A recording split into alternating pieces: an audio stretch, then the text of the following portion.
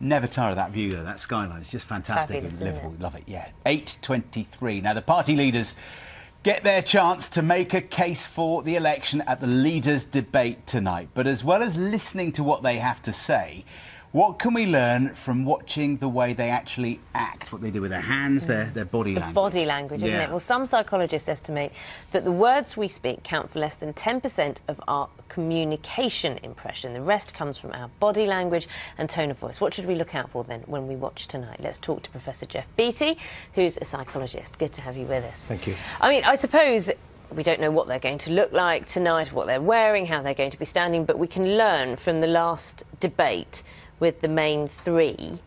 And what would you say were the most telling signs then that we could perhaps look for tonight? Well, I think the most telling signs then were that things did not meet our expectations. Nick Clegg came through very strongly because we had very few expectations of him.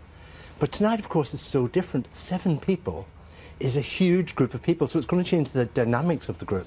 And what we want with politicians, of course, is we want to see through the mask. We want to see what they're really feeling. We want to understand what they're really thinking. So the things to look out for tonight, of course, are facial expressions. Now, facial expressions, politicians are very good at putting on a mask of a facial expression.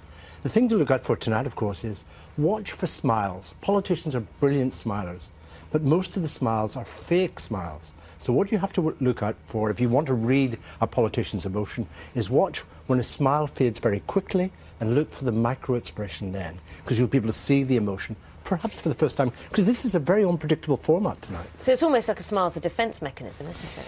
A smile is something you use to cover up real emotion, because politicians don't want to reveal if they're feeling fear, anxiety, anger, even disgust, contempt. They don't want you to be able to read them too carefully. So they put on several masks to cover up their felt emotion.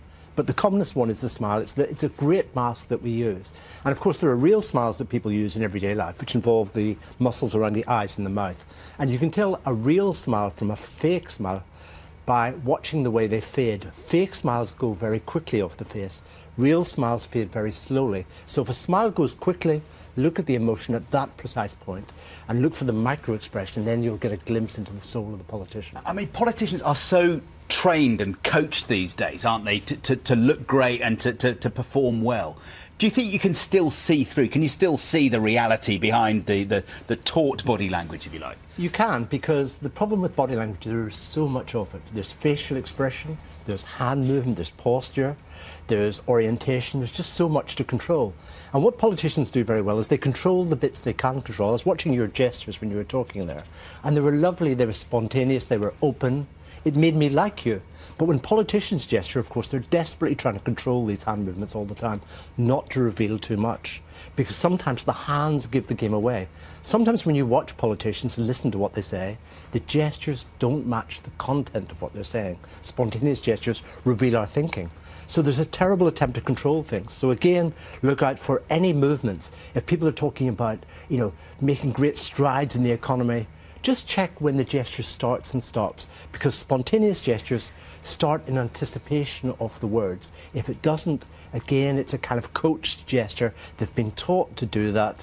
But again, tonight is going to be so unpredictable. It'll be a body language expert's and a member of the public's dream, because the politicians will not be able to anticipate what's going to happen. There's a free discussion.